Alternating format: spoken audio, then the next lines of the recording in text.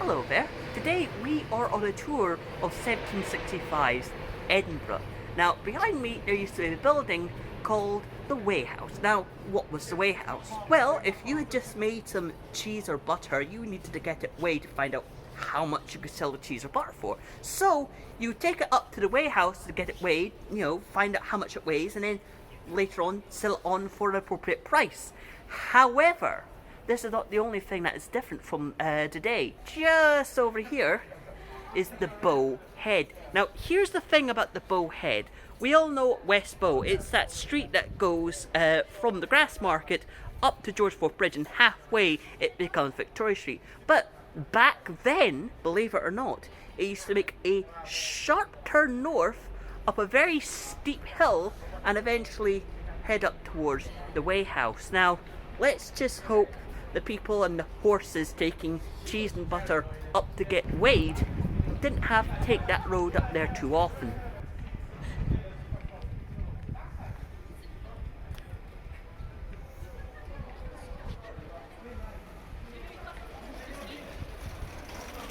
So behind me is a rather narrow part of the Royal Mile, but it used to be a lot narrower, because behind me there used to be a set of tenements called the Luckin Booths. Now, the Luckin Booths existed between the 15th century right up till about 1802, when they were all demolished. But between the Luckin Booths and St Giles Cathedral there used to be an alleyway called the Stinking Stile. Now, you can easily guess why it was called that.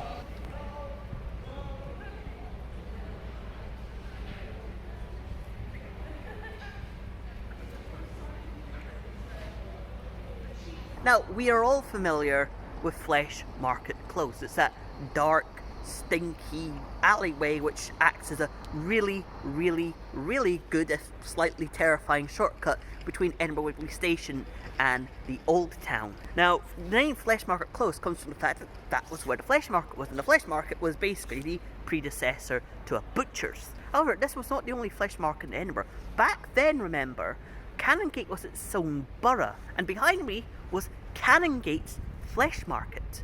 So yeah, believe it or not, there used to be two flesh markets in Edinburgh.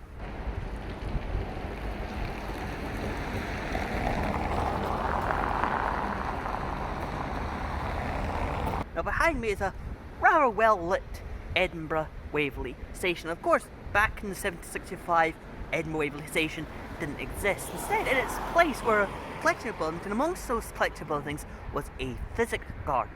Now, a Physic Garden is basically a garden which was, planted for medicinal herbs. It was a sort of predecessor to the Botanic Gardens, and if you go into the station, there is actually a plaque dedicated to the old Physic Garden mentioning it. However, this wasn't the only Physic Garden in Edinburgh. Behind me was the site of the King's Physic Garden.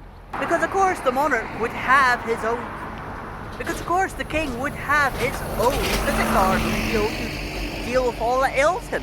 Now, the Physic Garden here probably had a much longer history than you probably would have expected, because don't forget, this was the site of a monastery. And one of the things that monasteries did was, heal people. And to heal people, you needed medicines. And to get medicines back then, you needed a Physic Garden.